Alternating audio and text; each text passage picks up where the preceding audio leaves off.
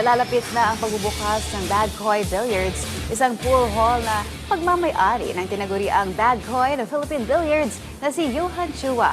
Ang kabuang detalye sa ulat ni Bernadette Tinoy.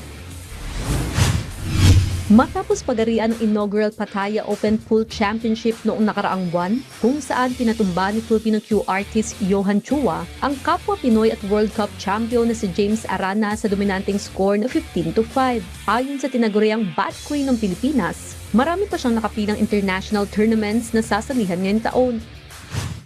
Siyempre maganda para sa part ko dahil ako yung nanalo. Pero hindi, ano naman, laging pangarap namin kasi kami ni James talaga magkabata talaga kami, sabay kami sa eskwela and lagi kami nagpa-practice together. Nagte-training kami together na mag-improve kami parehas and lagi namin sinasabi na sana makapag-finals din tayo sa malaking event. And yun, nangyari. Sobrang masaya kami parehas. Kinumpirma rin ni Johan na malapit ng pagbubukas ng Bagcoy Billiards, isang pool at billiard hall sa lungsod ng Las Piñas.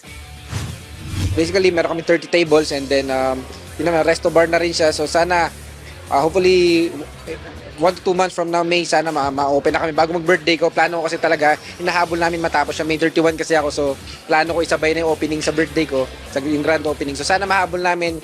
Yun, stay tuned lang kayo.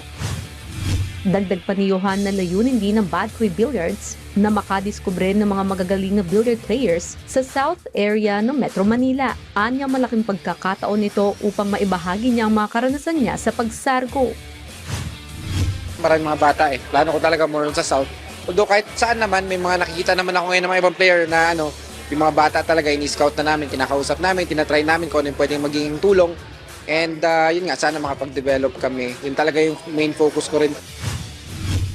Bernadette Tinoy para sa Tetang Pilipino, para sa Bagong Pilipinas.